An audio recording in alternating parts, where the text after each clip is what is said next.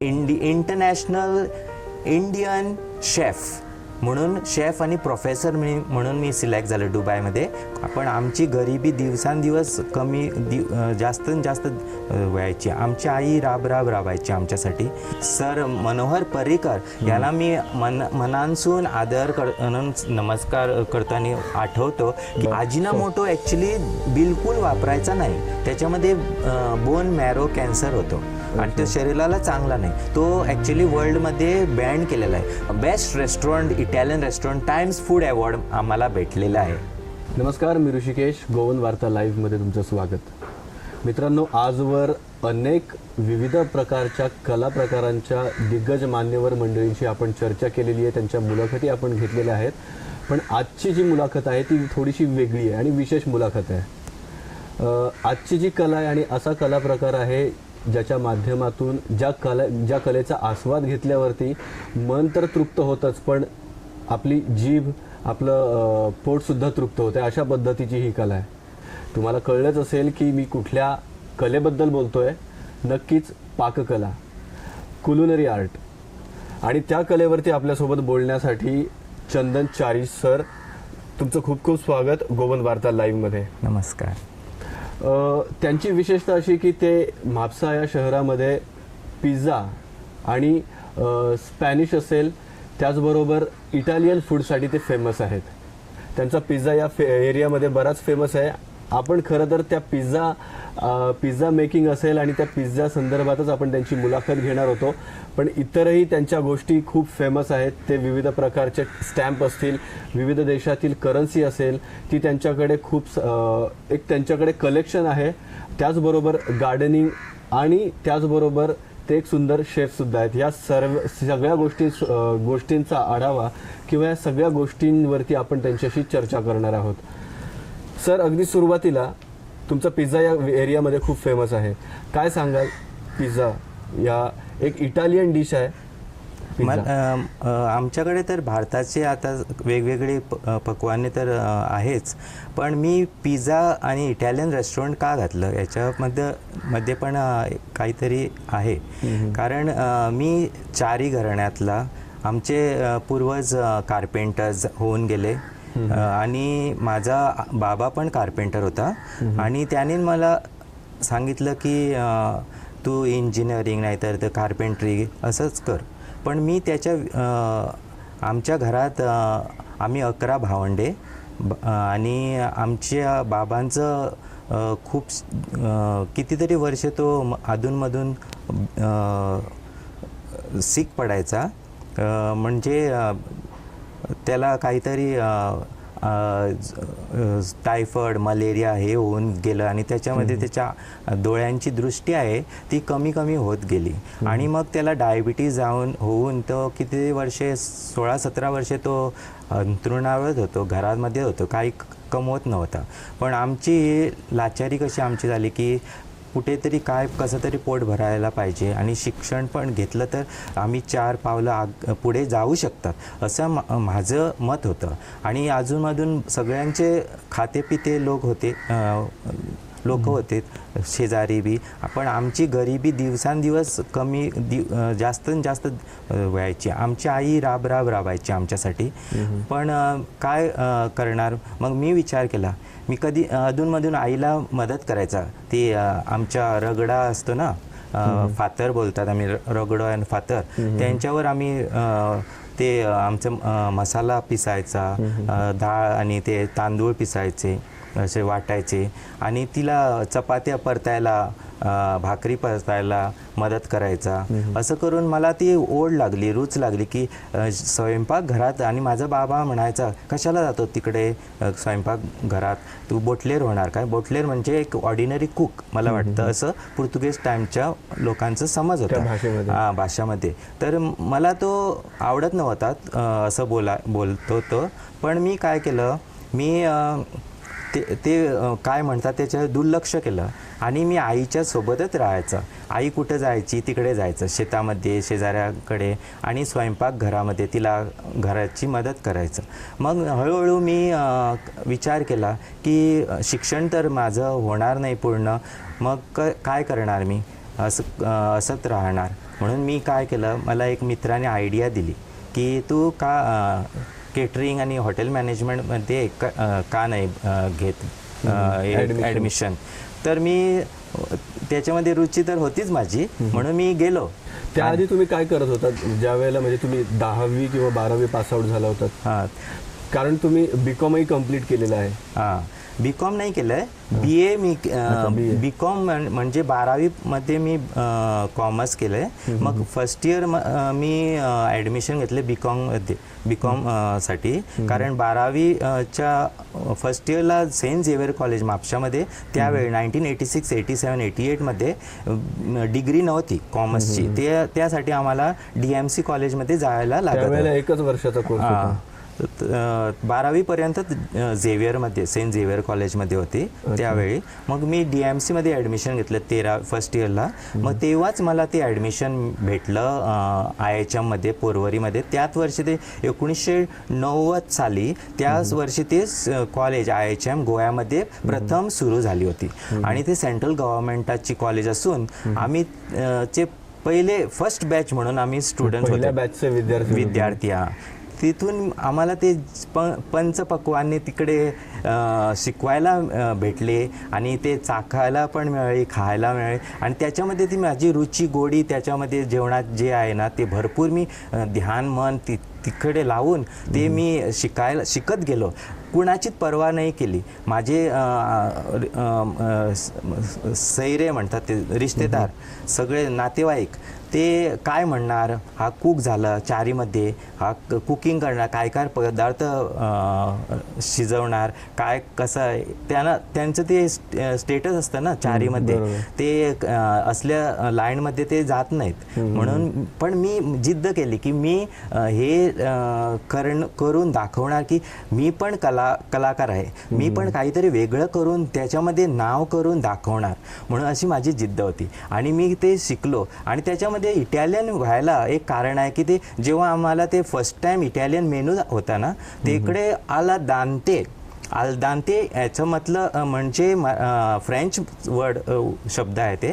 आला दांते म्हणजे to the teeth, म्हणजे जसे आम्ही भात शिजवतात ते फ्राईड राईसला असू दे, पुलावचं असू दे, नाही तर साधं भात आमटी बरोबर खायचं भात असू दे, तो कसा वेगवेगळ्या तऱ्हेने तो शिजवतात. जसं फ्राईड राईसला 3/4 डन, बिर्याणीला कसा पाहिजे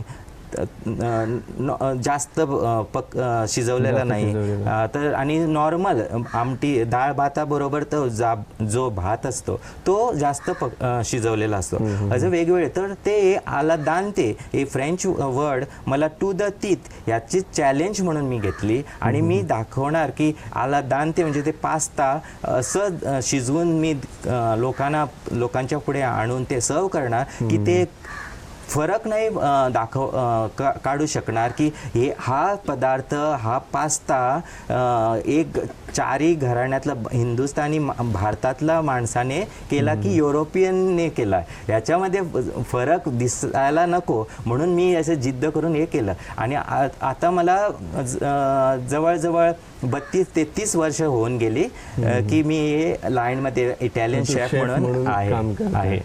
तुम्ही ज्यावेळी तुमचं शिक्षण 10वी असेल, 12वी असेल आणि त्यानंतर हॉटेल मॅनेजमेंटचं जे शिक्षण आहे हे करत असताना तुम्ही तुमच्या घरची हालाकीची परिस्थिती होती, त्या परिस्थितीवरती मात करत तुम्ही शिकत होता. तुमची आई असेल आणि तुमचे वडील तेव्हा गेले होते, पण त्याच्यावरती तुम्ही मात करत तुम्ही स्वतः बाहेर काम करत ते तुमचं तुम्ही शिक्षण पूर्ण केलं. कसं काय वाटायचं त्यावेळेस? तसं मी लहानपणीच इकडे तिकडे भटकायचा, कामं शोधायचा. आणि आमच्या गावी कोणाची तरी कामं असले, गार्डनिंग शेतातलं थोडं तर करून काही मला मिळालं ना पोटापुरते आणि 2 पैसे ते मी जवळ करायचा. आणि पैसे मी कधीच वेस्ट नाही केलेत जीवनात. काहीतरी त्याचं महत्त्व असायला पाहिजे. सेव्ह अँड गो अहेड हे माझं उद्योग हे आहे.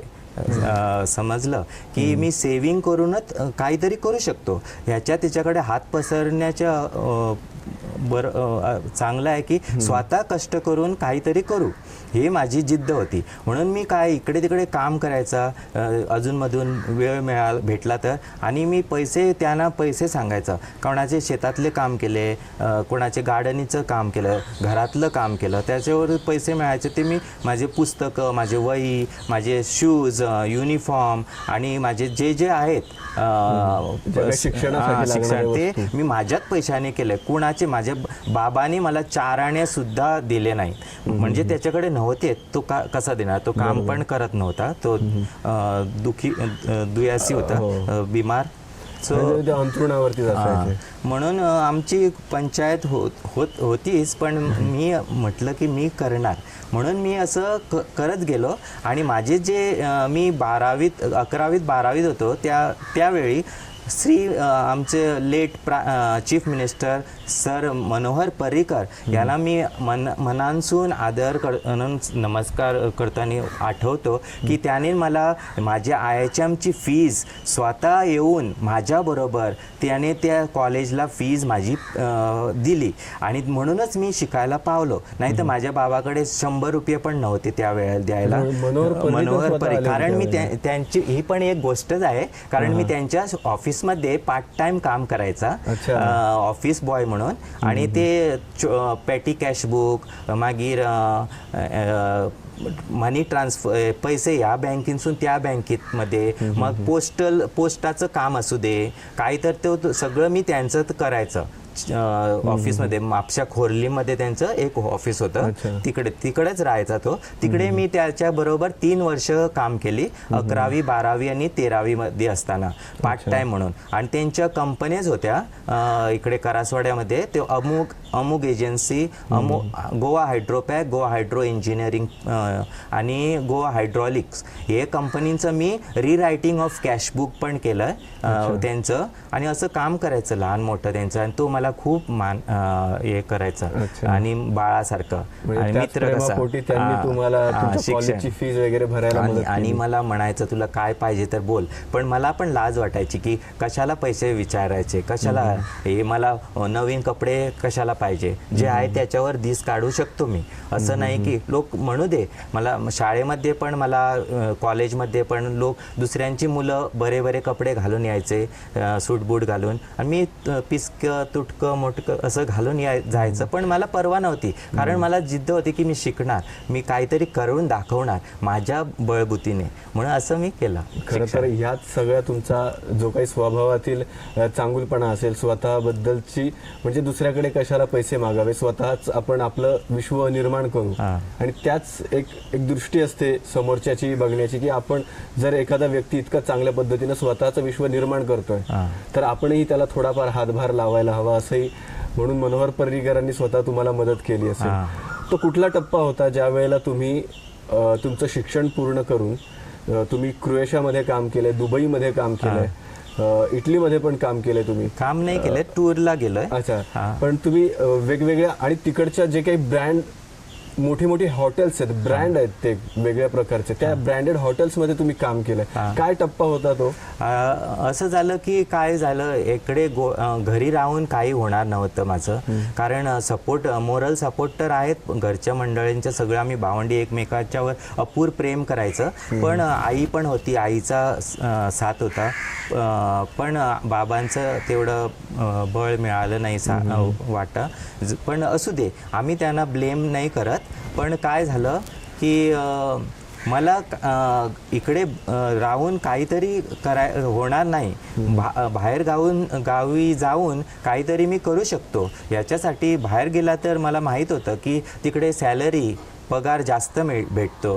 आणि इकडे नव्या माणसाला, शिकलेल्या माणसांना तेवढा त्या काळात 30-35 वर्षा अगोदर पूर्वीचे वर्षात तेवढा पगार, तितका पगार नाही मिळत होता. तर सुरुवातला आम्हाला किती असायचं, 200-250 रुपये पगार असायचा कुक म्हणून, शेफ म्हणून नाही, असं स्टार्टिंग सॅलरी असं. आणि ट्रेनिंगला मी केलं तर मी काय केलं, लापास गार्डनमध्ये ट्रेनिंग केलं 6 महिने. मग मी इकडे तिकडे गोव्यामध्ये भरपूर काम केलं रेस्टॉरंटमध्ये. मग मी विचार केला की काहीतरी 2 व्हीलर घ्यायची आणि नाहीतर काही कुठेतरी जायचं बाहेरगावी, तर बाहेरगावीची मी चौकशी केली तेव्हा मला कळलं की एजंट्स असतात ते नेतात आणि त्या कामासाठी ते फीज घेतात आणि त्यांची फीज अगोदर पहिल्यांदाच मी जेव्हा गेलो मस्कटमध्ये, ओमानमध्ये, सुलतानेत ऑफ ओमान तिकडे गेलो, त्या एजंट करूनच गेलो.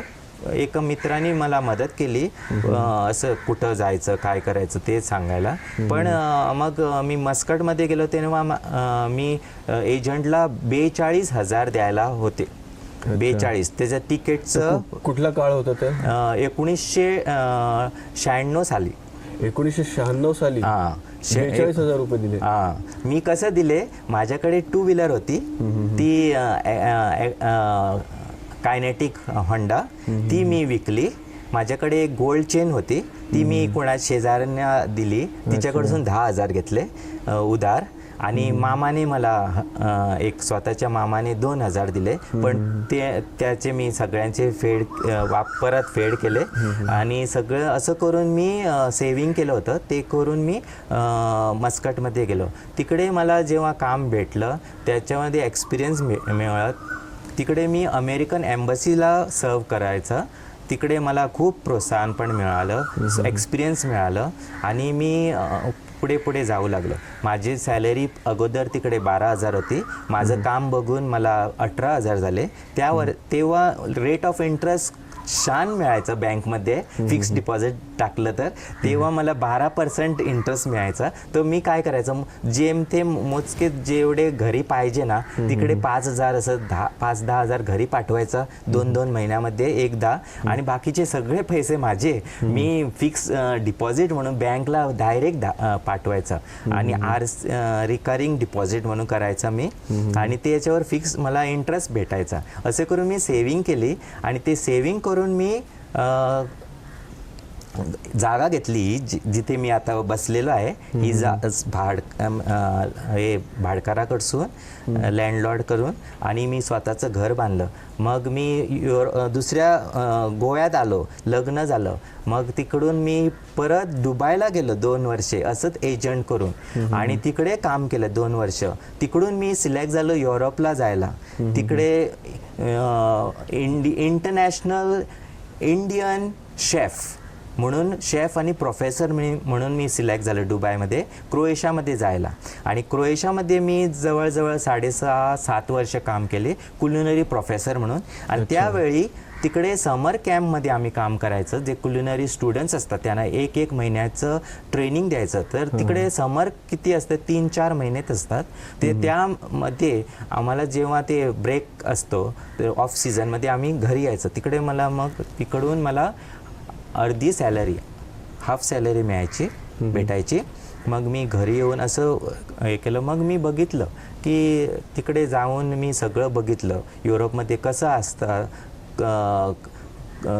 बर्फ कसा पडतो, स्नो, मग थंडी कशी लागते, मग जेवण कसं असतं त्या लोकांचं, युरोपियन गोऱ्या लोकांचं, ते कसे राहतात, थंडीच्या दिवसात काय करतात, गरमीच्या दिवसात काय करतात, हे सगळं माझी इच्छा होती की त्यांचं असं स्टडी करून घ्यायची. ती माझी झाली कंप्लीट. स्टुडंट्सना शिकवण्याची एक वेगळा टप्पा होता ज्या वेळेला तुम्ही तिकडे शेफ म्हणून निवड झाली होती आणि नंतर तुम्हाला परत एक प्रोफेसर म्हणून स्टुडंट्स लोकांना एक मार्गदर्शन करण्याचं एक वेळ आली. तो काय एक्सपिरियन्स होता तुमचा? ते असं झालं की आम्हाला पण अगोदर माहीत नव्हतं की तिकडे मी प्रोफेसर म्हणून त्याचा वेगळा पैसा मिळायचा नाही त्याच कामामध्ये. पण आमच्याकडून त्या लोकांनी 2-3 वेगवेगळी कामं करून घेतली. पण मला हरकत नव्हती, मी बिंदास केलं ते काम. पण ते जेव्हा मुलं यायचे ना त्या मुलांना शिकवून मला एवढं आनंद भेटायचा की लागायचं की वाटायचं की हे मुलांना मी शिकवून माझं एक सार्थक कसं झालं जीवनाचं. कारण ते कवळी मुलं 14, 15, 16, 17 वर्षांची आणि मी त्यांना शिकवायचं आणि ते एवढं मन लावून शिकायचे माझ्याकडे. आणि त्या लोकांच्याकडे मिळून राहून तिकडे मला खूप आनंद भेटला. मग मी इकडे पण सुरुवात केली.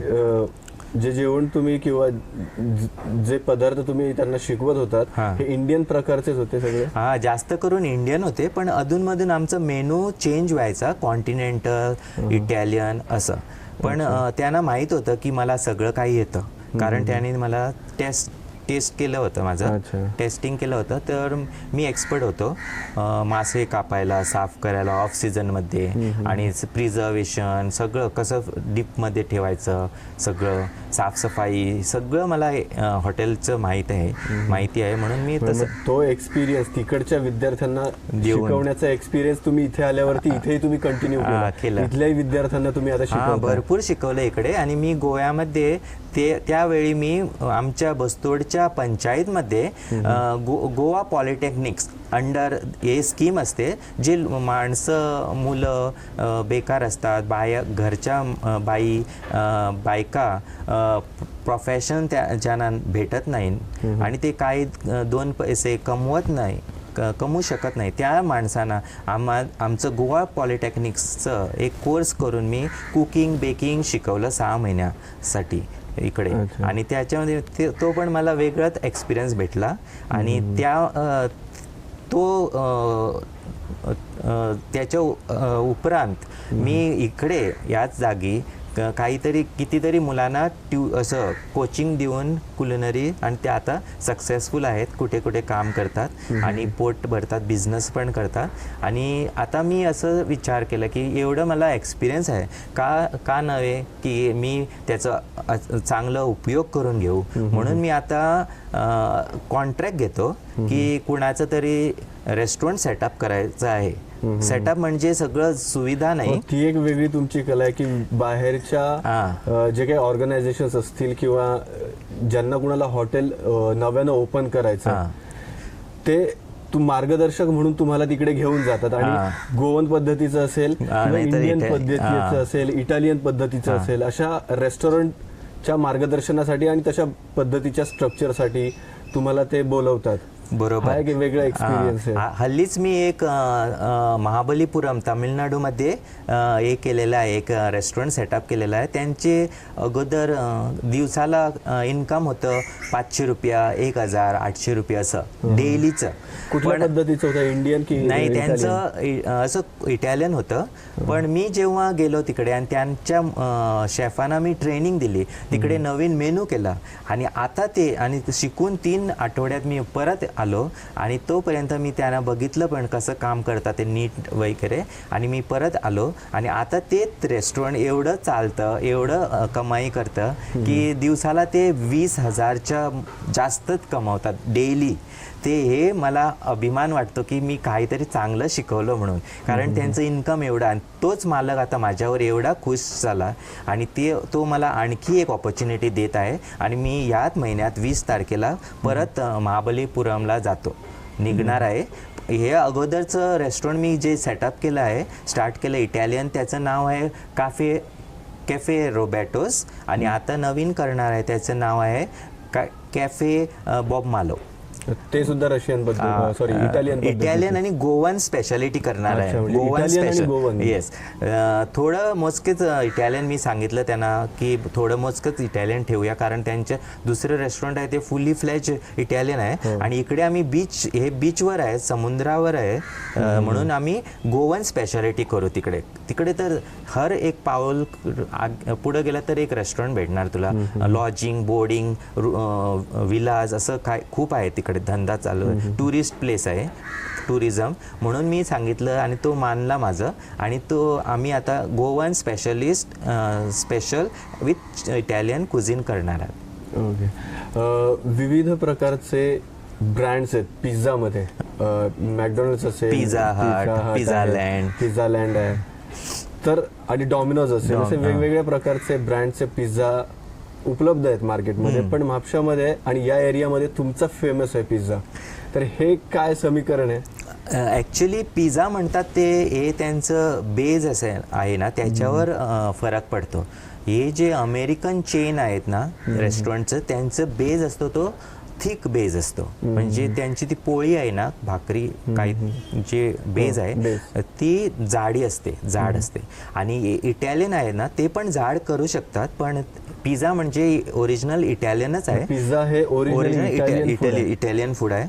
पण प्रत्येक देशामध्ये, प्रत्येक जाग्यामध्ये, गावामध्ये आपली सुविधाप्रमाणे लोकांचे काय अटी आहेत, काय इच्छा आहेत, कसं आवडतं, ट्रेंड काय चालतं, असं करून ते मार्केटिंगच्यावर डिपेंड पण आहे. असं करून ते आता पिझ्झा डॉमिनोज बी त्यांचे पिझ्झा वेगळे आणि माझी वेगळे. माझी पिझ्झा आहे, मी पण त्यांना चॉईस देतो इकडे की तुला थिन क्रस्ट. माझी ॲक्च्युअल पिझ्झा आहे वूड फायर थिन क्रस्ट पिझ्झास. पातळ असते बेस भाकरी आणि मीडियम बी करतो मी आणि थिक बेस बी करतो. जे मी माझे गेस्ट येतात त्यांना विचारतो जाऊन त्यांच्या पुढे की तुला बेस कसली पाहिजे, थिक बेस पाहिजे, थिन पाहिजे, मध्यम. तर ते सांगतात मला. आणि तो जे लोक खरंच त्यांना पिझ्झाचं माहिती आहे, ओरिजिनल कसं खायला पाहिजे असतो पिझ्झा आणि त्यांना कसा आवडतो तेच सांगतात आणि तसं मी करून देतो. ॲक्च्युली मला पण आवडते थिन क्रस्ट पिझ्झा करायला आणि ते आमचे थिन क्रस्ट पिझ्झा हे इकडं थोडं फेमस आहे. अच्छा, पिझ्झा म्हटलं की एक अनहेल्दी फूड असं मानलं जातं, पण तुमच्याकडचा पिझ्झा जो आहे तो हेल्दी आहे, खाल्ल्याने त्याचा काही दुष्परिणाम होत नाही. पण बाकीचे पिझ्झा आहे त्याच्यापासून बरोबर सांगितलं. पण काय वेगळं पण काय, तुम्ही ज्या ऍक्च्युअल जे इटालियन फूड आहे पिझ्झा, हे खरंच चांगल्या पद्धतीचं फूड आहे, त्याच्यापासून काही दुष्परिणाम होत नाही. आणि हे पिझ्झा खाल्ला तर दुष्परिणाम होतो. नेमका फरक काय आहे त्याच्यामध्ये? मला त्यांच्या बिझनेस बद्दल वाईट बोलायचं नाही, पण माझं बिझनेस आहे हे ओरिजिनल इटालियन मी म्हणतो आणि मी गॅरंटी देतो असं मी प्रूव्ह करायला बोलतो. बेस जे फ्रोझन आहे अमेरिकामध्ये केली आणि ते भारतात आणून विकली तर त्याला ते डिफ्रॉस्ट करायला लागतं, त्याला प्रिझर्वेटिव्ह घालायला लागणार, ठेवायला ते प्रिझर्व करून आणि त्याच्यामध्ये केमिकल्स असणार, ते पॅकिंग हे वगैरे वगैरे आणि ते कितीतरी ओल्ड जुनं जेवण असणार. म्हणजे माझी पिझ्झा असते कशी आहे की मी फ्रेश करून देतो बेस आणि टोमॅटो सॉस त्याच्यावर सगळं आमची घरगुती आहे. त्याच्यावरती लागणारं सगळं सामान. चीज मी हे भारतातलंच आणतो आणि इम्पोर्टेड पण आहे माझ्याकडे. पण चीज सोडून बाकीचे सगळं जे इन्ग्रेडियंट्स आहेत त्याच्यामध्ये ते मी स्वतः करतो. होममेड भाज्या म्हणा, टमाटर सॉस, मग ते बेज, हे सगळं मी घरीच करतो कारण मला माहीत आहे कसं करायला पाहिजे. आणि त्याच्यामध्ये मी प्रिझर्वेटिव्ज आणि त्याच्यामध्ये कलर आणि असे केमिकल्स असं काहीच टाकत नाही, ताकी म्हणजे ते खाणाऱ्याला दुष्परिणाम व्हायला नको म्हणून. आणि हेच जेवण आम्ही पण खातो. आता वेगवेगळं काय ती पिझ्झा आणि ह्याच्या पिझ्झामध्ये फरक तुम्हाला जाणून आला असणार कारण आमची फ्रेश असेल आणि ती मी नाही म्हणत की ते जुनी असणार, पण ते रिफ्रेश करून काहीतरी करून देतात. त्यांच्याकडे पण मी काम केलेलं आहे असं फ्रँचायजमध्ये दुबईमध्ये. आणि तसं हे वेगळे पिझ्झाचा जो बेस आणि तुम्ही असं अगोदर म्हणालात की एक वेगळी कशी आणि ती वेगळी कशी.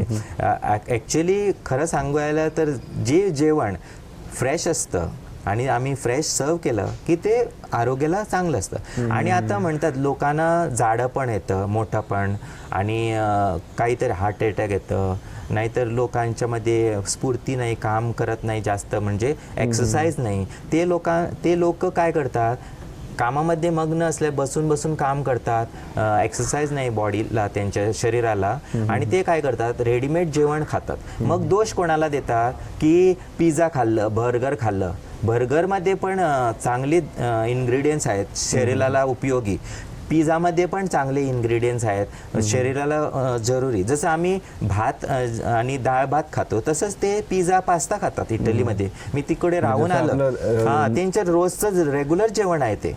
ते लोक काय, त्यांना मरण येत नाही असं सडनली, त्यांचं ते असं. आमचं विचार माइंडसेट आहे ना, ते आम्ही बघायला पाहिजे की कशाबद्दल आम्ही बोलतात, काय आमचं चुकतं, कुठं चुकतं. चायनीज जेवण असतं, फास्ट फूड, ते धाब्याचं जेवण म्हणतात, पण ते धाब्यावर पण चांगलं जेवण भेटू शकतं तुला. तो माणूस जो करतो, नाही तर तो ओनर, तो मालक, त्याच्यामध्ये तेल जे वापरतात ते परत परत उकळलं की त्याच्यामध्ये कॅलेस्ट्रॉल तयार होतं आणि ते तेल शुद्ध चांगलं नाही शरीराला. मग ते त्याच्यामध्ये स्वस्त म्हणजे स्वस्त तेल वापरतात. पाम ऑइल तशा पद्धतीचं. पाम ऑइल पण वापरू शकतात पण जास्त प्रमाणात. आणि ते एवढं मसाला अजिनामोटो एवढं टाकतात त्याच्यामध्ये की शरीराला कॅन्सर हे सगळं फोडे येतात आणि उलटी होतात माणसांना खाऊन. तेलामध्ये त्याचे कॅलेस्ट्रॉल हार्ट अटॅक येतो. मग ते आम्ही ते जेवणाला पॉइंट आउट करतात. पण ते आम्ही विचार करायला पाहिजे की कुठचं जेवण खाल्लं तर आम्हाला काय होणार. समजलं. तुम्ही पिझ्झाचा बेस सांगत होता की मीडियम बेस पिझ्झा आणि थिक बेस पिझ्झा, पण मुळात मैदा खाणं थोडंसं हानिकारक म्हटलं जातं. तुम्ही गव्हाचा जो आटा असेल तो जास्त प्रमाणात म्हणजे बऱ्यापैकी असेल तो हेल्दी मानला जातो आणि ॲज कम्पेअर टू कारण मैद्याचा गहू आहे ना त्यांचं ते बाहेरचे जे हे असतं हस्क म्हणजे कवर ते जास्त टॉनिक मानलं जातं आणि ते कॅलेस्ट्रॉल कट डाऊन करायला मदत करतात शरीराला. सॅच्युरेटेड फॅट्स म्हणतात ना ते. जसं सगळे धान्यामध्ये आणि भाज्यामध्ये फ्रूटमध्ये फळामध्ये असतं ते फायबर आणि सगळं. पण ते काय करतात आम्ही जे खायची गोष्ट आहे ना ती आम्ही बाहेर टाकतात आणि चांगली नाही ती आम्ही त्याचा उपयोग करून पदार्थ करून आम्ही सेवन करतात. म्हणून त्याचा दुरुपयोग होऊन शरीराला आपण जे पेज निवडून ते खातो ते ऍक्च्युली खायला पाहिजे. आणि जो राईस आपण पेस्ट काढल्यानंतर जो राईस उरतो तो आपण खातो, सत्व तर निघून जातो सगळं. बरोबर. आता तर पिझ्झावर चीज टाकतात. हे इटालियन पिझ्झामध्ये जास्त चीज नाही टाकत. हे बेसिक जेवढं पाहिजे ना तेवढं टाकतात. इटालियन जे पिझ्झा आहेत ते मैद्याचाच बेस वापरतात की वेगळ्या कुठल्या पिठाचा? नाही, मैदाच वापरतात ते. व्हाईट फ्लावर म्हणतात ते लोक, मैदाच आहे तो. पण तुला कुणाला पाहिजे स्पेशल होल व्हीट फ्लावर पीठ नाहीतर दुसऱ्या धान्यांचं पीठ ते पण त्याचं पण पिझ्झा करू शकतं. ते पण सुद्धा करून दिले पण आम्ही त्या माणसांना ते रिक्वेस्ट केलं तर अगोदर सांगायला पाहिजे तर करून मी देऊ शकतो. जे इन्ग्रेडियंट्स त्याच्यावर टाकतात ना त्याच्यावर लक्ष असतं माझं की ते इन्ग्रेडियंट चांगलं आहे, खायचं चांगलं आहे, शरीराला चांगलं आहे की नाही हे बघूनच मी पिझ्झा करतो. आजच्या धकाधकीच्या जीवनामध्ये आपण बऱ्याच वेळेला फास्ट फूडवरतीच आपलं आयुष्य चाललंय, कारण आपलं आयुष्य सुद्धा फास्टच आहे. तर फास्ट फूडमध्ये जे काही चायनीज असेल, नूडल्स असतील, फ्राईड राईस असेल आणि मग विविध प्रकारच्या गोष्टी असतील चायनीज फूडच्या, ह्या गोष्टी एक शेफ म्हणून तुम्ही कशा बघता की ह्या खूप अनहेल्दी पद्धतीच्या गोष्टी असतात? डॉक्टर वारंवार सांगतात की फास्ट फूड खाऊ नका.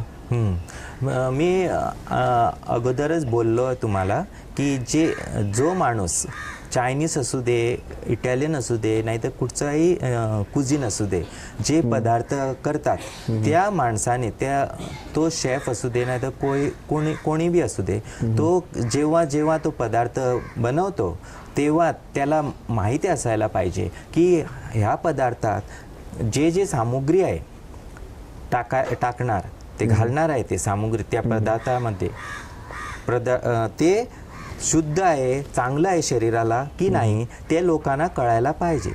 त्या माणसाला जाणीव असायला पाहिजे आणि तसंच करून त्याने दुसऱ्यांना पण ते जेवण करून द्यायला पाहिजे. असं नाही की पैसे भेटतात लवकर पाहिजे मला फास्ट फूड म्हणजे लवकर 2 मिनिटात फ्राईड राईस भेटला, 2 मिनिटात चिली चिकन भेटलं, असं नाही. त्याने बी बघायला पाहिजे की ते चिली चिकन केलं, त्याचे पकोडाच, त्याचे ते भजी आहे आणि ते मंचुरियन आहे, नाहीतर ते चिकन आहे फ्राईड राईसचं, नाहीतर त्याच्यामध्ये जे बॉइल्ड चिकन आहे ते किती दिवसाचं आहे, कधी केलं आहे, ते कसं केलं, ते चांगलं आहे की नाही ते त्याने विचार करायला पाहिजे. असं नाही तो माणूस खाऊन जाणार, त्याची मला पर्वा नाही, तो जगू आहे मरू मला कशाला कळायला पाहिजे, मला पैसे भेटले की झाले, असं नाही विचार करायला पाहिजे. आम्ही शेफ लोकांनी ह्याचा अगोदर विचार करायला पाहिजे की हे जेवण सेवन करायला गेलो की हे आमच्या शरीराला चांगलं आहे की नाही हे जाणीव त्या माणसाला नाहीच तर काय फायदा त्या जेवणाचं करून, असं माझी. सगळं तर चायनीज फूड जेवण पण तू मस्त हेल्दी असतं कशा पद्धतीनं बनवलं जातं? ॲज अन शेफ म्हणून तुम्हाला बऱ्याचशा गोष्टी माहिती असतील की चायनीज जेवण कशा पद्धतीनं बनवलं जातं. आज आपण बघतो की त्यांचं चायनीज जेवण आणि कुठचंही कुझन घेतलं ना तर त्यांचं प्री प्रिपरेशन म्हणतात ते ऑन द स्पॉट नसतं. कारण फास्ट फूड म्हणजे काय, लोक लाईनमध्ये राहतात, खूप गर्दी असते, कारण त्यांना टाईम नाही थांबायला, लवकर पाहिजे म्हणून ते काय करतात, सगळं तयारी करून ठेवतात. जसं फास्ट फूडमध्ये चायनीजमध्ये बॉइल्ड म्हणजे हाफ बॉइल्ड राईस करून ठेवतात. मग ते भाज्या असतात त्या बॉइल्ड म्हणजे त्याला ऊब मारून कापून ऊब मारून ठेवलेली असते. कुठे कुठे मी बघितलं ते कच्च टाकतात, तर असू दे. ते स्टर फ्राय म्हणतात त्याला. ते थोडक्यात जेवण होतं. स्टर फ्राय म्हणजे फास्ट फ्लेम, हाय फ्लेम, आणि त्याच्यामध्ये तेल टाकायचं थोडं, आणि ते सगळं मसाला आणि तुमचं इन्ग्रेडियंट्स सामुग्री जी आहे ते करायला. अजिनामोटो ऍक्च्युली बिलकुल वापरायचा नाही. त्याच्यामध्ये बोन मॅरो कॅन्सर होतो आणि तो शरीराला चांगला नाही. तो ऍक्च्युली वर्ल्डमध्ये बॅन केलेला आहे. तरी सुद्धा हे फास्ट फूड लोक काय करतात, चोरून आणतात आणि चोरून ते टाकतात, आणि त्याच्यामध्ये लोकांना ते वाटतं की हे टेस्टी आहे. ते टेस्टी नाही, हे अनहेल्दी आहे जेवण. ऑइल असेल, ऑइल मटेरियल असेल, हे चायनीज वाले जास्त टाकतात कारण त्याला वाटतं की जास्त अजिनामोटो टाकलं की जास्त चव आली. आणि आमच्या जिभेचं ऍक्च्युली जेवण कसं असतं, ही जीभ आहे ना, इकडं गेलं की काही बी खा तू, इकडे तुला काय करणार, पण हे जिभेचं टोक आहे ना, चोचले त्याला जपून विचार करून तू अन्न जे तुझ्या शरीरात टाकणार ना, घालणार ना, ते तुला काय कसं पाहिजे ते अगोदर विचार करून तू केला पाहिजे, असं माझी मत आहे. विविध प्रकारचे पिझ्झा तुम्ही बनवलेत. कुठल्या पिझ्झाच्या ऑर्डर्स तुमच्याकडे येतात? माझ्याकडे आहे corn and onion, mix green capsicum, मागीर मग mix vegetable with paneer, that is cottage cheese, मग टुना ऑलिव्ह. सी फूडमध्ये मी कालामारी म्हणजे स्क्विड्स आणि श्रिम्स, प्रॉन्स हे स्टर फ्राय करून त्यांच्यावर टाकतो त्या सी फूडमध्ये, ती आहे. मग अँचोवीज अँड केपर्स म्हणून आहे, ही नेपोलिटन पिझ्झा वर्ल्ड फेमस आहे, ती पण आहे माझ्याकडे. आणि असं पण मी आमच्या रेस्टॉरंट, मी चारी आणि हिंदू असल्या कारणाने मी गोमाताला वंदन करतो आणि तिचं हे करतो पाळतो, म्हणून मी बीफ आणि पोक या जागी मी वापरत नाही. आणि बाकीच्या तुला जे चिकन मध्ये तुला 3-4 व्हरायटीज मिळणार. Chicken and chilli, chicken and corn, chicken and mushroom, आणि कुठची बी तुला पाहिजे तसे मी करून पण देतो. तुमचे जे इच्छा आहे टॉपिंग्स मध्ये. कोणी सांगतात मला, माझे स्पेशल गेस्ट आहेत त्यांना पाहिजे असतं कधी हे पायनॅपल अँड स्पिनिच, ते पण करून देतो. कधी बोलतात की पायनॅपल स्पिनिचमध्ये मला कॉटेज चीज टाका, ते पण करून देतो. कोणी सांगतात मला सावर क्रीम अँड साल्मन दे म्हणून, तर ते स्पेशल रिक्वेस्ट म्हणून सांगतात, म्हणून माझ्या मेनूमध्ये नाहीत कारण तो महाग पडतो. मी स्पेशल आणून पण करून देतो, तसं पण आहे माझ्याकडे सोय. आणि आमची इकडे पास्तांचं बी खूप व्हरायटीज आहे. आणि मी रविओलीज म्हणून इटालियन जेवण आहे, ते मोमोज सारखं, जसं आम्ही मोदक करतात तसं रविओलीज माझी स्पेशालिटी आहे. ती मी स्वतः स्पेशल करून इटालियन डिश आहे. हा, इटालियन डिश आहे. पास्ता हा मुळात इटालियन डिश आहे की इटालियनच डिश आहे. आणि त्याच्यामध्ये मी रविओलीज करतो. त्याच्यामध्ये spinach and cottage cheese ravioli, roasted pumpkin ravioli, roast chicken and rosemary ravioli, seafood ravioli, असं वेगवेगळं. रविओली म्हणजे असं मोमोज, जसं मोदक जसं करतात स्टीम करतात, पण आम्ही काय स्टफिंग करून पास्तामध्ये ते बॉईल करून ते सॉसमध्ये मिक्स करून त्याच्यावर पार्मेझन चीज घालून बी सर्व करतात. असं तुम्ही गेली 30-32 वर्ष शेफ या व्यवसायामध्ये तुम्ही पारंगत आहात. तुम्ही तुमचं काम करताय, अनेक विद्यार्थ्यांना तुम्ही शिकवलंय, विविध देशाच्या करन्सीज तुम्ही तुमच्याकडे ठेवलेल्या आहेत, विविध देशातील काम केल्याचा अनुभव आहे तुम्हाला. आणि आता तुम्ही तुमच्या मायभूमीमध्ये गोव्यामध्ये अवॉर्ड्स पण खूप मिळाले तुम्हाला अवॉर्ड्सही मिळालेत. हा या टप्प्यावरती पोहोचल्यानंतर काय वाटते, कसं वाटतं तुम्हाला? मन तृप्त झालंय माझं. आणि एक वेगळी गोष्ट म्हणजे तुम्ही ज्या ज्या लोकांना जेवण सर्व करता, आनंदानं त्यांना बनवून खाऊ घालता, त्यांच्या चेहऱ्यावरचा आनंदच तुम्ही एक प्रकारची पावती मानता. आणि दुसरी गोष्ट म्हणजे हेल्दी फूड तुम्ही स्वतःही खाणं आणि दुसऱ्यांनाही देणं पसंत करता. ह्या सर्वाबद्दल काय सांगा? हां, मला वाटतं जसं मी म्हटलं अगोदर, आयुष्य हे आमच्या हातात नाही, कधी संपण्यास माहीत नाही. पण जोपर्यंत आहे ते चांगल्या प्रकारे आम्ही दिवस काढायला पाहिजे, राहायला पाहिजे आनंदात. म्हणून मी काय करतो, जे करतो ते नैसर्गिकला आवडेल, तसं वागतो मी. तुम्ही बघितलं असणार माझं सगळं इकडचं वातावरण, जमीन सुद्धा चांगली शेणानं सारवलेली. मी स्वतः शेण काढतो, सारवतो, झाडांना सुकं शेण टाकतो, पाणी देतो. आणि मी फर्टिलायझर, केमिकल्स वापरत नाही माझ्या झाडांना.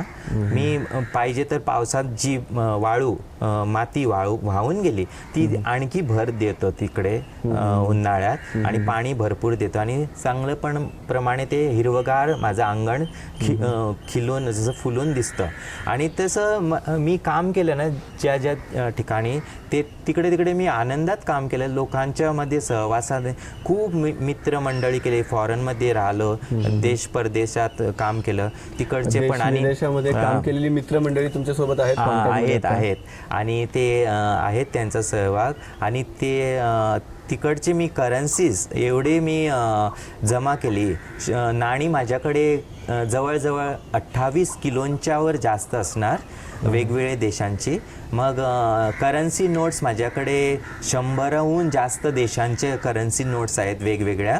आणि स्टॅम्प्स, पोस्टल स्टॅम्प्स माझ्याकडे असं वाटतं मला की संपूर्ण पृथ्वीवर जेवढे देश आहेत ना त्यांचे स्टॅम्प्स कलेक्शन आहेत माझ्याकडे. जसं तुम्ही बघितलं माझ्याकडे गोल्ड स्टॅम्प पण आहे, तो स्पेशल माझ्याकडे कलेक्शन. एक छोटासा आढावा घेणार आहोत नंतर. आणि मी शिकवतो त्याच्यामध्ये पण मला खूप आनंद भेटतो. मला असं नाही की मी जी माझी ज्ञान आहे, माझे विचार आहेत ते मी संपूर्ण, जसं आता मी बोलतोय लागोपाठ आहे ना, माझे जे आयडियाज आहेत, विचार आहेत, ते मी शेअर करतो दुसऱ्यांच्या बरोबर. जेव्हा कुणाला पाहिजे तेव्हा, एक पाहिजे तर मी 4 विचार देतो चांगल्या. आणि तसं त्यांचं बिझनेस असू दे, काही उद्योग असू दे, त्यांना मी माझी आयडिया शेअर करून त्यांना प्रोत्साहन देतो, ताकी ते पण आपल्या जीवनात काहीतरी चांगलं करून वरती यावं, संतुष्ट व्हावं त्यांचं. म्हणून असं करून मी काहीतरी कितीतरी हजारो मुलांना शिकवलं माझ्या आयुष्यात. आणि कुठे कुठे असेल ते चांगलेच आहेत असं मला वाटतं. आणि मी कितीतरी अवॉर्ड्स पण घेतले. जेव्हा मी दुबईला 2 वर्ष काम केले. कोणती कंपनी होती, कोणतं हॉटेल होतं दुबईमध्ये? जेव्हा मी काम करत होतो तेव्हा मी कार्लसन्स रेस्टॉरंट्स वर्ल्ड वाईड या कंपनीमध्ये, कुवेट फूड कंपनीमध्ये काम करत होतो. त्यांचं एक फ्रँचायझ होतं TGI फ्रायडेज. त्याच्याकडे मी TGI फ्रायडेज, ते अमेरिकन चेन आहे. ते फ्रँचायझमध्ये मी 2 वर्ष एक ब्रॉयलर म्हणून काम केलं. मग मी तिकडचं हेड कोच म्हणून झालं. आणि तिकडे मला 3 वेळा employee of the year award मिळाला. आणि आणखी पण भेटत होता मला. मी सांगितलं, पाया पडलं होते माझ्या मॅनेजरला, स्टोअर मॅनेजरला, सर मला आणखी अवॉर्ड नको आहे, मला सर्टिफिकेट्स नको आहेत, या दुसऱ्या मुलांचं शाबासकी करून त्यांना द्या, असं मी सांगितलं. आणि मी कितीतरी वर्ष काम केलं आणि तिकडचे मी सर्टिफिकेट्स आणि अवॉर्ड्स जवळ मी बाळगत नाही, कारण माझं एक्सपिरियन्स इकडे आहे आणि इकडे आहे. तेवढं मला बस झालं, कॉन्फिडन्स आहे कामामध्ये. आणि मी जेव्हा क्रोएशियामध्ये होतो तिकडे मला वाटतं मी पहिला भारतीय इंटरनॅशनल शेफ आणि कुलिनरी प्रोफेसर, आणि गोव्याचा मला वाटतं मी पहिला माणूस होता तिकडे काम करायला. आणि मला तिकडे माझं TV वर प्रोग्राम झालं तिकडे क्रोएशियामध्ये. आणि मॅगझिनमध्ये पण मी होतो. आणि मालिराय मॅगझिनमध्ये फ्रंट पेज मध्ये माझी आलं होतं लेख. आणि माझं फेमस न्यूजपेपर क्रोएशियाचा आहे, त्याचं नाव आहे नॉवेलिस्ट. त्याच्यामध्ये पण फर्स्ट पेज आणि आतमध्ये पेजवर माझं मी कोण माणूस, कशाला तिकडे आलो, काय करतो, इथलं किती छान मला काय काय येतं त्याच्याबद्दल पण त्या लोकांनी माझी मुलाखत घेऊन पेपरवर मी आलो होतं. आणि इकडे मी गोव्यामध्ये जेव्हा बाबाज वूड कॅफे म्हणून तुम्ही ऐकलंच असणार, ते famous one of the famous restaurant in Goa, top restaurant Italian. इकडे कितीतरी इटॅलियन रेस्टॉरंट्स आहेत गोव्यामध्ये, पण थेम थोडेच मोजके चांगले जेवण करतात इटॅलियन जेवण, टू द मार्क. आणि त्याच्यामध्ये मी जिथे काम केलं बाबाज वूड कॅफेमध्ये, जिथे मी शेफ म्हणून मेन शेफ होतो आणि मीच डिझाईन केलं होतं बाबा वूड कॅफेचं रेस्टॉरंट, प्लॅनिंग करून मॅडम मारिया ग्रासिया बरोबर, ती इटॅलियन मॅडम होती माझी ओनर. त्या ठिकाणी आम्ही 3 वर्षे लागोपाठ बाबाज वूड कॅफेमध्ये best restaurant, Italian restaurant times food award आम्हाला भेटलेला आहे. Times magazines award, times food award, night awards म्हणतात त्यांना. सगळं रेस्टॉरंटच्या साठी असतं ते. तुम्ही हेल्दी जेवण आणि हेल्दी फूडचे खूप चाहते आहात. दुसऱ्यांनाही तुम्ही तेच देणं आणि स्वतःही घेणं प्रिफर करता. तुम्ही हेल्दी आहात खूप. तुमच्या हेल्दी फूडचा काय मंत्र आहे? मला वाटतं आम्ही जेव्हा जेवण सेवन करता तेव्हा थोडं आम्ही लक्ष द्यायला पाहिजे. एवढं नाही की कॉन्शियस होऊन विचार जास्त नाही करायचा. डेलीचं जेवण असतं ना, त्याच्यावर ध्यान दिलं की कितीपर्यंत खाऊ शकता आम्ही, किती खायला पाहिजे, आज काय मला भेटलेलं आहे, देवाने दिलं आज माझ्या ताटात, ते कितीपर्यंत खायला पाहिजे, त्याच्यावर विचार करून आपली सेहत, आपल्या शरीराबद्दल जपून खाल्लं. आणि कधी अधूनमधून चांगलं जास्त पण खाल्लं मजा म्हणून तर हरकत नाही.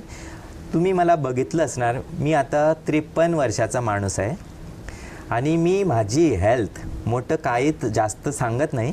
मी जास्त डॉक्टरला पैसे वेस्ट नाही करत मेडिसिनमध्ये, पण मी माझी स्वतःची काळजी घेतो. जसं तुळशीचं पानं, ते मी सकाळी कधी गळा माझा चांगला नाही, खासी कशी सर्दी व्हायला लागली तर ती मी चाबाडतो, धुतो पहिले धुवून तुळशीचं केसर पानं. मग मी लगेच लिंबू टाकून एक ब्लॅक टी करणार, चहा, त्याच्यामध्ये थोडं जिंजर टाकणार, आलं, आणि ती लाईट टी करून त्याच्यामध्ये तुळशीचं पानं घातलं तर चालेल, पुदिना टाकतो. मग त्याच्यामध्ये लिंबू पिळतं, आणि हे लिंबू व्हिटॅमिन सी मध्ये काही जास्त प्रमाणात असतं, जे आम्हाला सर्दी खासी ह्याच्यावर जपवतात. म्हणून मी ते अधूनमधून करतो. आणि मी खूप व्यायाम करतो, म्हणजे कसली व्यायाम, जिममध्ये जाऊन नाही. मी जे माझे गार्डनचं काम आहे, शेतामध्ये काम आहे, लाकडं येतात आमच्या भट्टीला, ते मी आणून जाग्यावर ठेवायचे, तेव्हा मी असं वजन उचलतो, जसं की बॉडीला डंबेल्स कसं, असं करून मी एक्सरसाइज करतो आणि खुश मजेत राहतो. आणि ते टार्गेट ठेवता, हां हे काम आता झालं पाहिजे, कितीपर्यंत होणार, ओके एवढं जास्त पण मी भार देत नाही शरीराला, ते मलाच सोसायला पाहिजे ना. जेवढं होतं तेवढा, उरलेलं उद्या करू, कोणाची पर्वा नाही, काही प्रॉब्लेम नाही, असं मी मॅनेज करतो. म्हणजे माझी मिसेस आणि माझी मुलं पण मला मदत करतात, पण मी त्यांना जास्त त्रास देत नाही. एक सारण मारायचे आहे, झाडांना पाणी द्यायचं, घर साफ करायचं, हे रेग्युलर काम आहे. त्याच्यामध्ये आम्हाला हालचाल होते बॉडीला, असं मी मजेत करतो. आम्ही ज्या वेळेला आतमध्ये आलो तेव्हा या तुमच्या रेस्टॉरंटचे खूप चांगल्या पद्धतीनं असं सुशोभित केलेलं आणि ग्रीनरी आहे, खूप चांगल्या पद्धतीच्या झाडं वगैरे लावलेली आहेत इथे. तुम्हाला गार्डनिंगचा सुद्धा खूप चांगला शौक आहे, खूप चांगल्या पद्धतीने मॅनेज केलेले, काय सांगाल? ॲक्च्युली खरं सांगू तर मला असं वाटतं की मी घरीच असायला पाहिजे माझ्या मुलाबरोबर. माझ्यासोबत माझी आई पण राहते, 88 इयर्स ओल्ड, 88 वर्षांची आहे आई माझी. श्रीकृष्णावती गोपाळचारी आणि तिचं मला खूप आशीर्वाद आहे भरपूर. आणि माझी बायको अंजली चंदनचारी, तिचा पण खूप लाभ भेटला आहे मला. ती मला सहवाग करते चांगल्या प्रमाणे. माझी 3 मुलं आहेत, 2 मुली आणि 1 मुलगा. आणि ह्या ठिकाणी जे मी घर बांधलं स्वतः जागा घेऊन, ते मला वाटतं की एक वृंदावनच आहे माझं स्वतःचं. श्रीकृष्ण गोपाळकृष्ण जसं असतो तसं माझं एक घर आणि माझं. म्हणूनच मी वेगळ्या ठिकाणी जाऊन रेस्टॉरंट केलं नाही. कुठे कुणाला पाहिजे तर गरज पडली तर मी तिकडे जाऊन शिकवून काम करून घरी परत येतोच. आणि मग माझं विचार केलं. आणि हे गार्डनच्या बद्दल सांगायचं म्हणजे जी जागा आहे आणि आम्ही जीवनामध्ये जसं आमचं देवाने देखभाल म्हणतात, आमचे देव भगवान म्हणतात ना, देव आम्हाला बघतो, आमचं निवारा करतो. तसंच आम्ही प्रत्येक माणसाने काहीतरी झाडं रोपं लावायला पाहिजे. कारण हे शुद्ध हवा आम्हाला देते आणि एन्व्हायरमेंट हे आम्ही सांभाळायला पाहिजे. म्हणून मी हे सगळं जी तुम्ही आजूबाजूला झाडं बघता ती मी स्वतः माझ्या हाताने लावलेली आहेत आणि त्यांची मी देखरेख करतो. आणि मला खूप खूप छान आनंद वाटतो त्यांच्यामध्ये इकडे बसायला, फिरायला. आणि शुद्ध हवा, इकडे कितीतरी पक्षी येतात, जनावरं येतात. आणि त्यांना मी मारत नाही जनावराला, त्यांना पण ते आपल्या वाटेने जातात आणि मी एन्जॉय करतो माझं लाईफ. आणि मला वाटतं सगळ्यांनी तुम्ही पण असंच वागायला पाहिजे. कारण आयुष्य एक कधी संपेल कुणाच्या हातात नाही. जोपर्यंत आहे ते माझ्या मुखावर तुम्ही बघितलं असणार, हे सुरुवातपासून हा प्रोग्राम बघत आहेत तुम्ही, ते मी हसतच आहे. मला कोणी विचारतात, काय रे तू असा हसतच आहे, वेडा तर झाला नाही ना, काही ड्रग्सवर आहेत का तुम्ही, डोस घेतात काय, असं बोलतात माझे मित्र विनय तर कोणीतरी. तर मी म्हणतो नाही, हे देवाचा आशीर्वाद आहे माझ्याला भरपूर. आणि हीच स्माइल म्हणतो ना माझ्याची मुखवट्यावर जी दिसते तुम्हाला झळकते, तसंच मला वाटतं की सगळं माझे अडोस पडोसी, नेबर्स, माझे शेजारी, माझे नातेवाईक, माझे घरची मंडळी, माझी भाऊ बहिणी, त्यांची फॅमिलीज, माझे मित्र, असं हसून खेळून दिवस काढूया असं माझी इच्छा आहे. आणि मी असं आनंदात राहतो. कुणाचं मी एक करतो, काही वाईट विचार करत नाही कुणाच्याबद्दल. कोणी काय म्हटलं तर मी गप्प राहतो, त्यांचं ते बघून घेऊ असं म्हणून, असा माझा स्वभाव आहे. या व्यतिरिक्त तुम्ही तुमचा अनुभव म्हणजे बाहेरच्या देशांमध्ये काम केल्याचा अनुभव आणि इथेही भारतामध्ये काम केल्याचा अनुभव आणि तुमचा एकंदर जी काही तुमची आत्तापर्यंत जी जर्नी आहे, ही तुम्ही 6-7 पुस्तकांमध्ये तुम्ही एक जतन केलेली आहे. 6-7 पुस्तकं तुमची आतापर्यंत. कशा पद्धतीची पुस्तकं आहेत, काय काय एक्सपिरियन्स आहेत त्याच्यामध्ये आणि काय सांगाल त्या पुस्तकांबद्दल? खूपशे माणसं मी बघितलंय की ते ऑफिसमध्ये जातात तर ते ऑफिसचंच काम करतात. फॅक्टरीमध्ये गेलं तर फॅक्टरीमध्ये ते जे काम आहे ते त्यांना दुसरं टाईम भेटत नाही दुसरं काम करायला. घरी गेलं तर टी व्ही बघता, नाही तर पिक्चरला बघतात, जेवण केलं, झोपलं, झालं. असं जीवन माझं नाही. मी सगळं जे मला होईल ते काम करतो. जसं झाडांचं बोललो आम्ही, जेवणाचं बोललो आम्ही, घराचं बोललो, आमचे रिलेशन्स, माणसांचं रिलेशनच्या बद्दल बोललो आम्ही. तर भाजी लावतो मी, कधी कधी शेती करतो. जेव्हा मी लहान होतो तेव्हा पण केली आईबरोबर जाऊन, शेजाऱ्यांची पण केली. आणि आता मी कधी खूप माझ्या जीवनात 32-33 वर्षे मी जेवण करतो आणि वेगवेगळ्या गावी जाऊन आलो, तिकडे राहून आलो. आणि माझी फॅमिली माझ्याबरोबर नव्हती तिकडे जेव्हा मी परदेशात होतो तेव्हा. तर मी ऑड टाईम जे मला टाईम भेटत होता ना, त्या टाईमला रात्रीचं कधी कधी घराची आठवण यायची, आपल्या माणसांची आठवण यायची.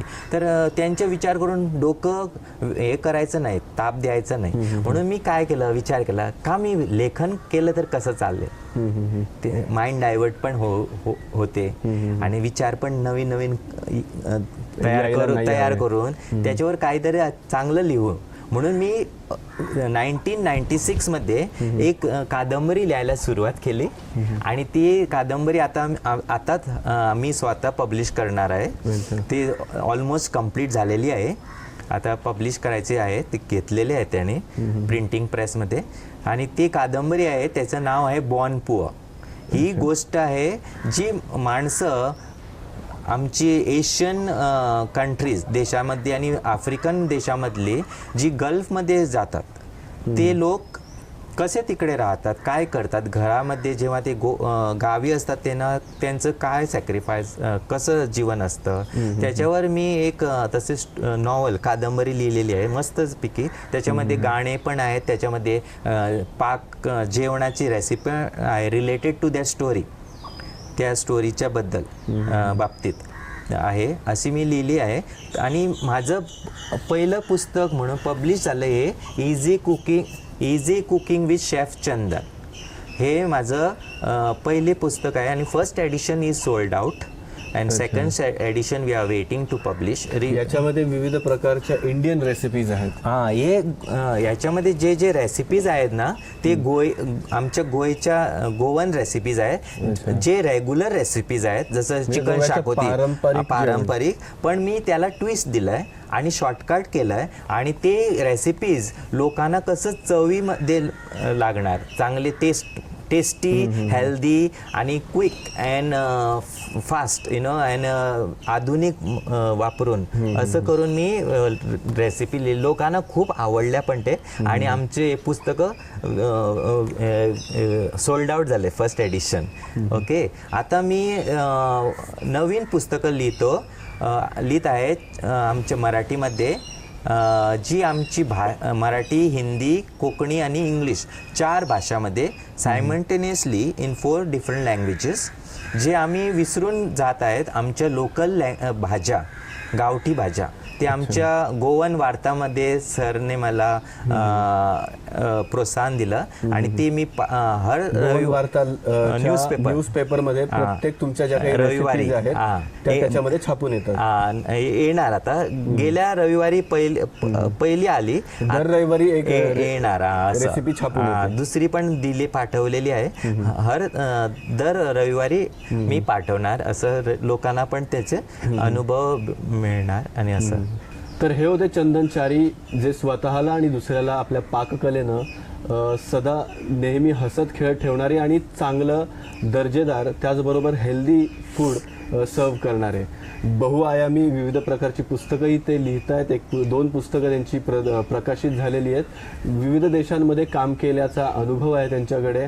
त्याचबरोबर भारतीय असेल आणि इटालियन पद्धतीच्या जे काही फूड असेल त्या प्रकारच्या फूडचे ते शेफ आहेत. नेक्स्ट एपिसोडमध्ये अशाच एखाद्या कलाकारासोबत आपण चर्चा करणार आहोत.